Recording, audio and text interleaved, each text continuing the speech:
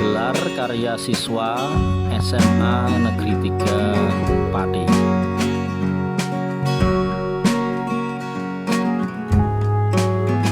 Gelar karya yang ditujukan dalam rangka proyek membangun profil pelajar Pancasila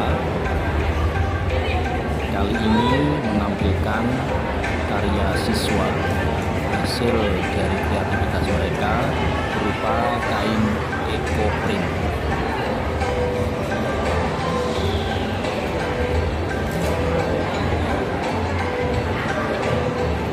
Kain ekoprint berasal dari pewarna alami yang kita dapatkan di alam, mulai dari pewarna daun, bunga, atau yang lain yang kita terapkan pada kain sehingga membentuk corak yang sangat unik, indah, dan layak untuk dipamerkan.